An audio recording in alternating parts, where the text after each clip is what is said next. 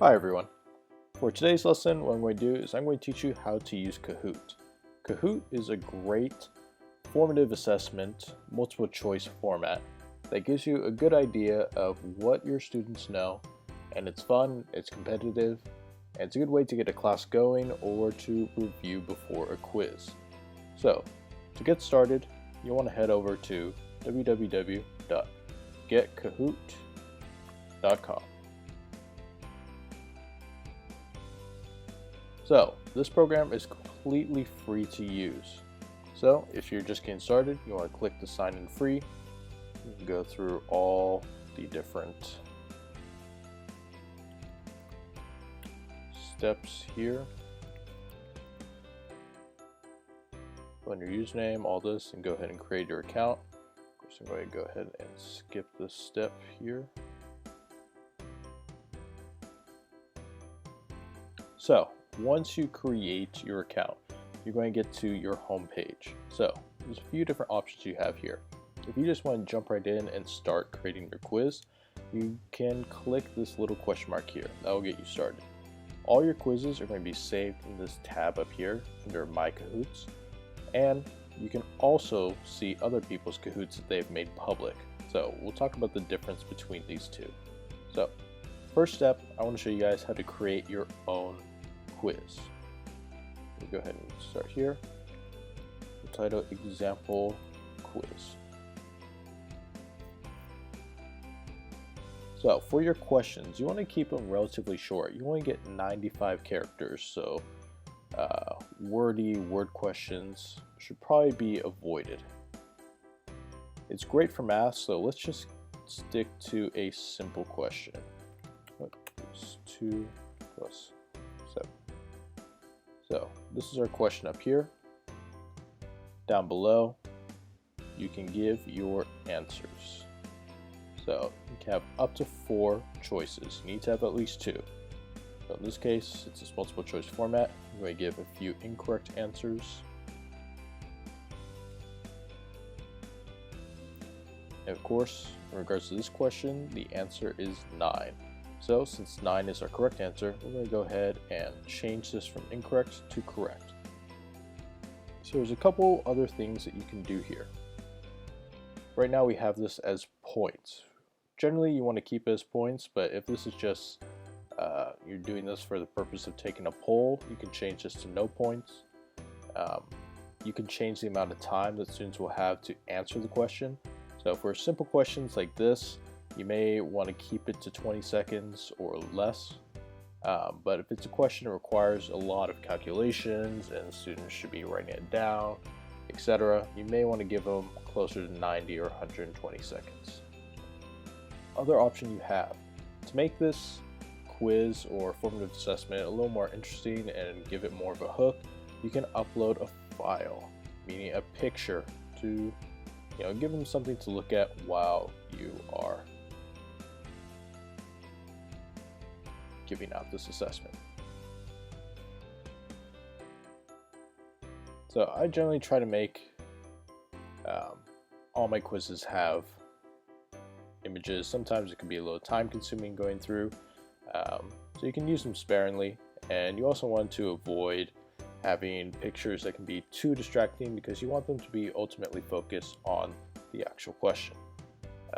Another option you have, again, you don't want to make it too distracting, you can include a video. It's really just uploading one from YouTube. That's an option I haven't really explored too much yet, just because I have not found the need, but could be good if you have a question that's based on a specific video. So we just completed our first question. What is 2 plus 7? It's a points question. They have 20 seconds to respond. I have 4 possible answers, with 9 being the correct answer. So now I have a couple options. I can add a question, make this quiz a little longer. I can duplicate the question and then just edit the response. Let's say if I was just going to have a bunch of different questions that were similar to this one in terms of format, it could save some time. Or if I'm done, I can click save and continue. For this purpose, let's go ahead and just add another question. What is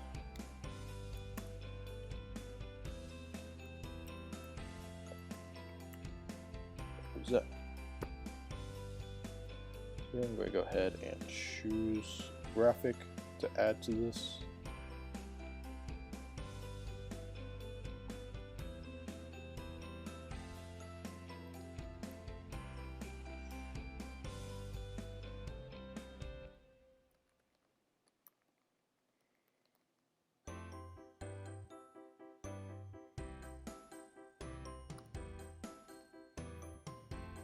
So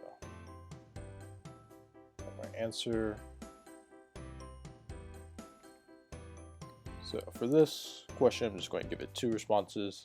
Obviously very easy. We'll just change it to 10 seconds.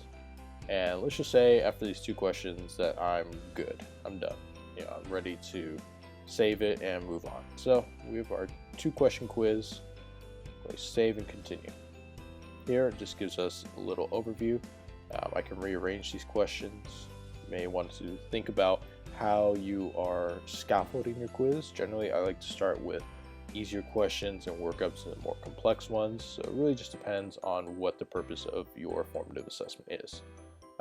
So right now, reviewing it, looks good. Go ahead and save and continue. Here, primary audience is the school. This is more for Kahoot's purposes. Here you can choose whether you want to make it private, so only you can see it and those who you give it to, or you can make it public. I generally like to keep it public. Not really sure how many other people use my quizzes, and if you want, you can add a description and some tags that will make them a little more popular.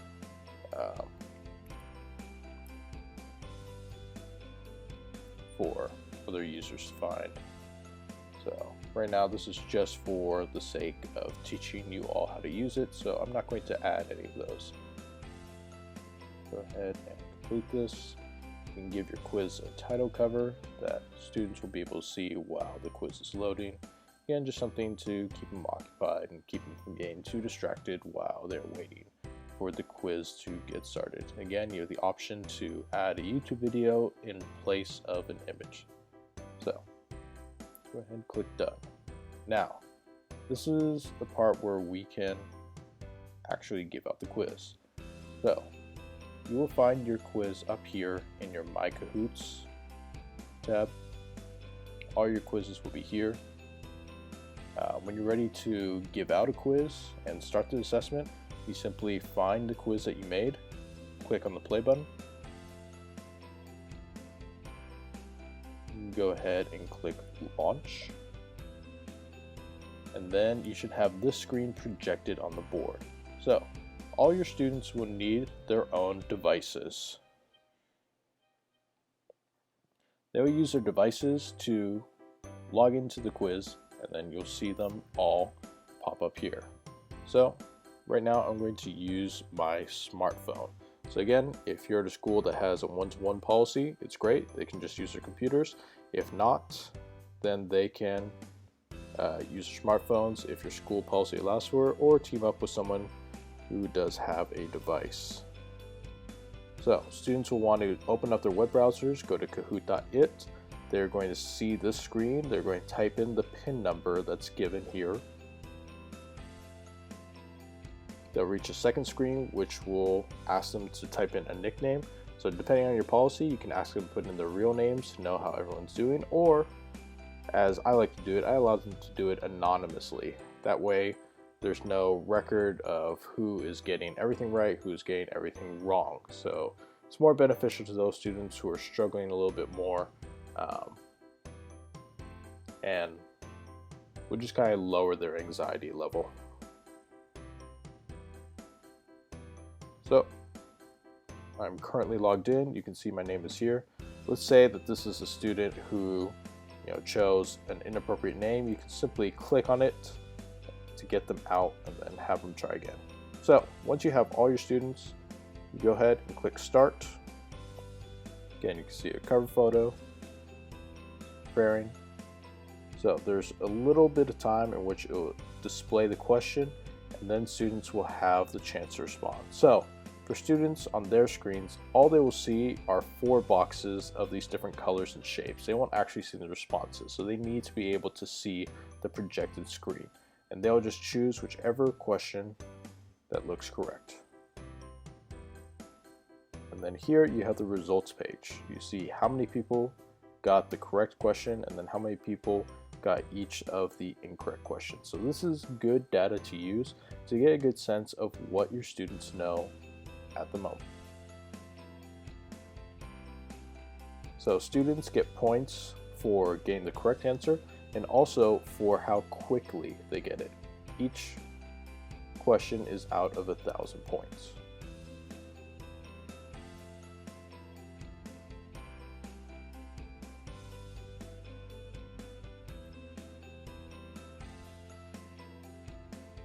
And then once you're done with the quiz, you see a leaderboard. Again, it will show the top 5 students. You can see who the top scoring student was. Students will have a chance to actually rate this, so you can see how many thought that it was worth learning, the general feelings. Again, this is just for you to know. Final results. Again, this will just show the top 5 leaders. And what's great about this page is you can actually save the results, which will show you the whole class.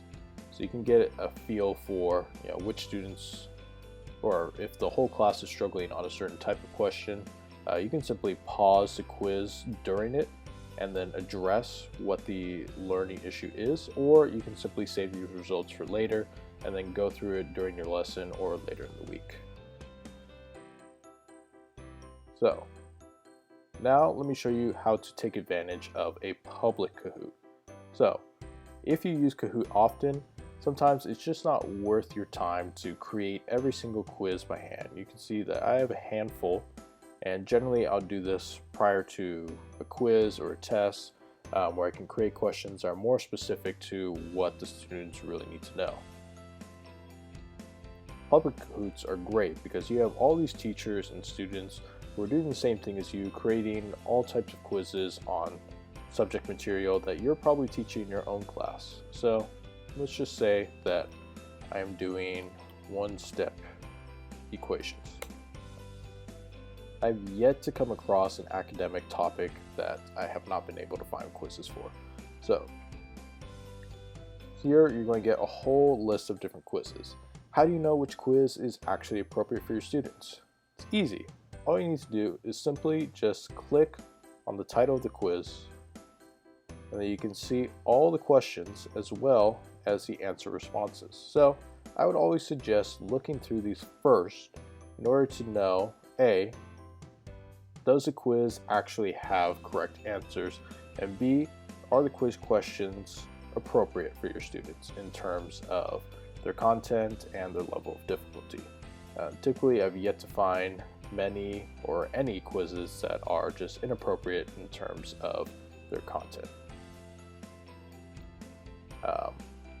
So let's say if you find a quiz that you really want to use, but they have a few questions that are more specific to that teacher's school. One thing you can do is you can simply duplicate the quiz, which will allow you to edit it yourself and maybe delete some questions, add some questions of your own.